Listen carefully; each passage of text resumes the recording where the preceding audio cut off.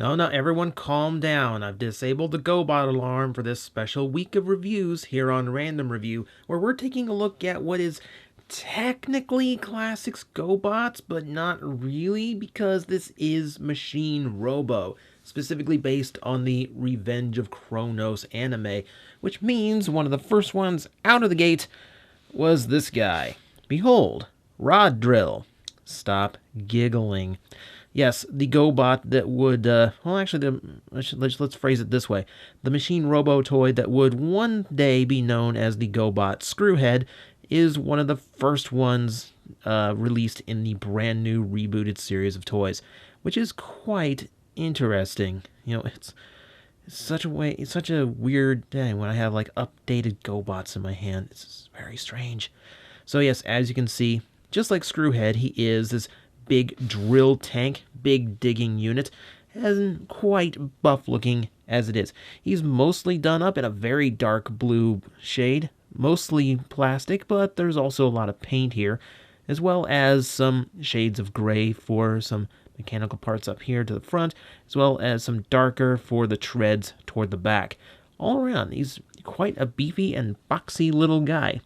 For added paint, aside from just big swashes of blue over some of the die-cast sections, yeah, he has die-cast. We will get to that here in a bit. But he also has a little bit there for a cockpit window, a little orange trimmed in silver, looks quite nice, as well as a lot to give it that nice metallic look in the drill. So, all in all, not a bad little vehicle mode. I will tell you, there's not a whole lot this thing is going to be capable of doing.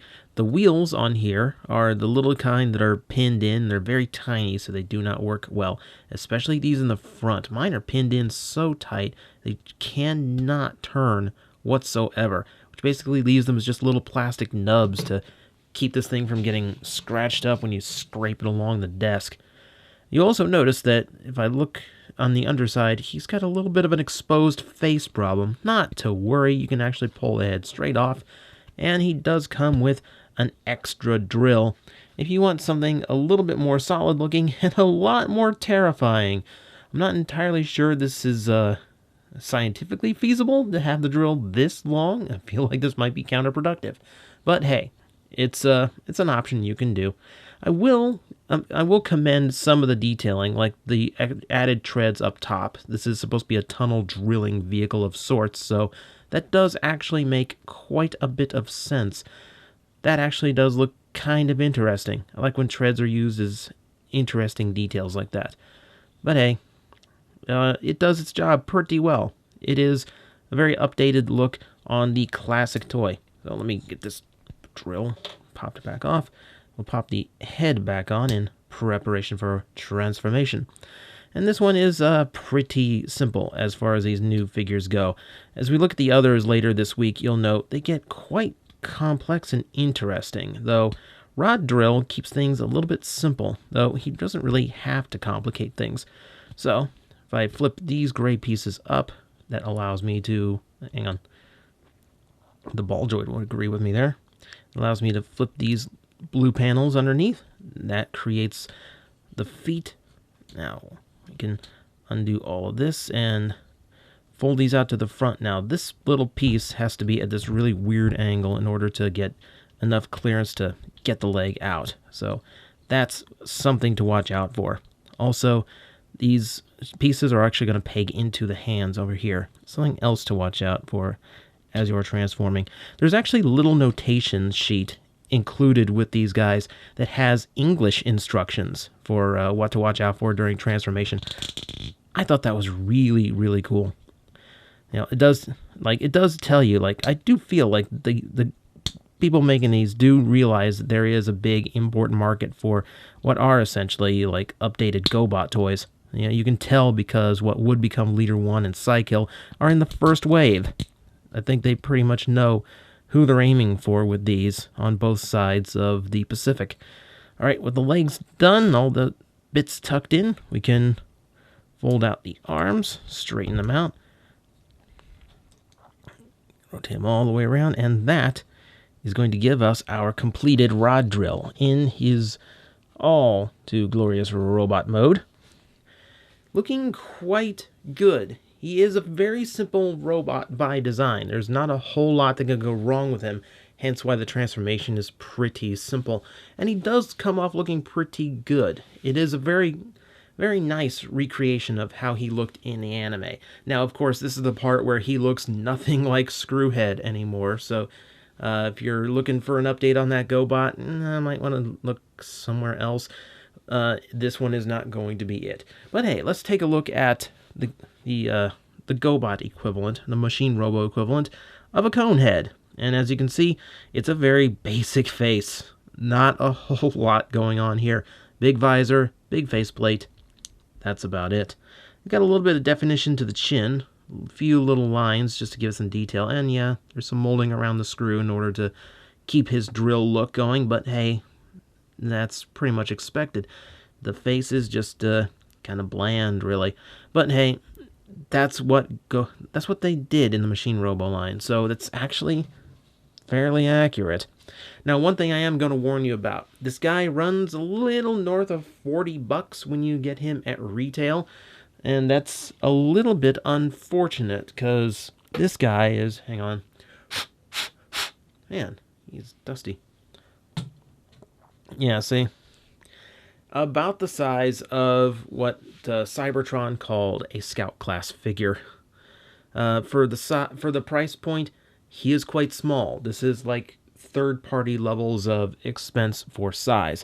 There's a few ways that they do make up for that. The build quality on this guy is fairly excellent, as well as I said, die-cast. He has some in the legs as well as some here on his back, and it's good use of die-cast. Here in the lower parts of the body, it does give him a lot more balance, brings his center of gravity much lower down on the toy, so he is quite the stable bot.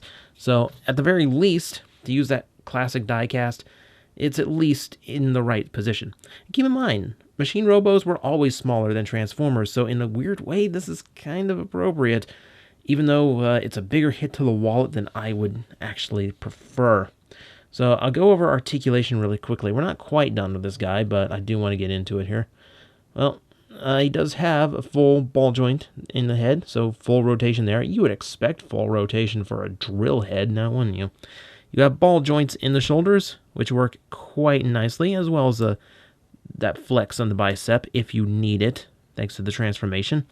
You have a nice elbow, which can go well beyond 90 degrees, thanks to a double joint. And the bottom joint, being a ball joint, lets you rotate the arm. Nothing in the wrist, so that's unfortunate. The hips, or the waist, works quite well, and there is actually room in the ball joint there for an ab crunch, which is a pretty rare piece of articulation, but I do feel like it helps give some more dynamic poses. The hips are where you're going to run into an issue. This panel is hinged, so it does allow some forward movement, but it's not the actual type of hinging that you would expect. This is about the limit to where it goes, meaning the legs do not come very far forward. If I recall the Chronos anime, the guy is supposed to have some kind of martial arts ability, so that does kind of limit that. Otherwise, the ball joint in the thigh would have been fine. But aside from that, he does have thigh swivel, so that's good.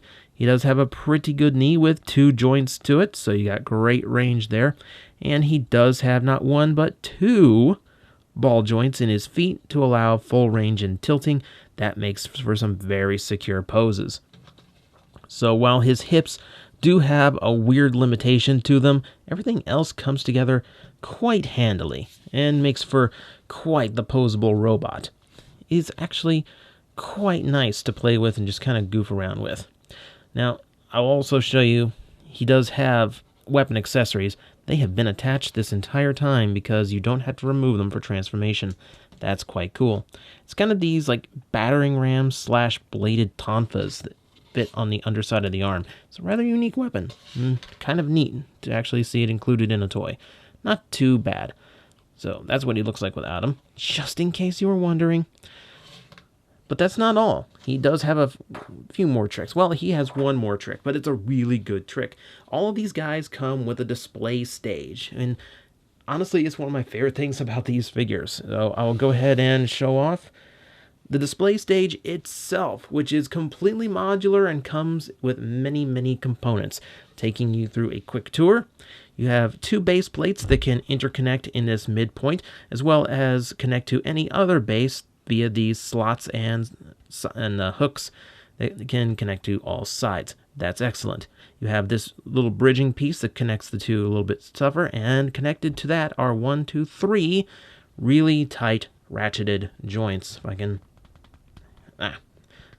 I'll just take one out and demonstrate. Oh, listen to that. That's not going anywhere. Beyond that, you have 4 support pieces that can be mounted this way. They can be mounted upside down to this. They can be mounted along the sides and on the undersides. This is where you really start getting kind of a 3-dimensional structure thing going. And for added support, a pair of these beams can fit across the center, or be combined with these 3 to start creating repair arms and display arms as well. So this is a pretty basic configuration. On the next review, I'll show you a different one, and I'll show you a third one when we get to Friday. But I've chosen a pretty basic standby stage for him right now, just so you can get the idea of the complete package. He also does come with an attachment, which I'll go ahead and show you. Does kind of, see, where do we hook on? Oh yeah. So we do kind of hook on like so, which is going to allow you to connect one of these 3 things onto him in order to create some more dynamic mid-air poses. So it also works like a Tamashi stage. Excellent all around. So that is your total package when you buy your Machine Robo rod drill. He is a very small figure for the size, but he's an exceptionally well-made figure, and the display base having so many options to it does add quite a bit of play value to him, as well as give you just some really nice stages for your toys. If you've been checking on my Twitter account, I've come up with a lot of different uses for the 3 I have so far, and I may or may not be getting more. We'll see. I kind of love those things. But as you can see, it is a little bit bigger of a package than it first seems when you look at just the toy. Now, that said, it is still a little bit more of a hit. But like I said, I would call these classics or even masterpiece level Machine Robo toys. So if you've got some Gobot nostalgia in you, it might be worth the price to you. You know, it's a bit of a hit, but they are some exceptionally nice figures. Now, that is my least favorite of the line so far. This line of all 3 toys that have been released as of this video. So next time, we will get to one that I think is going to hit you just a little bit better.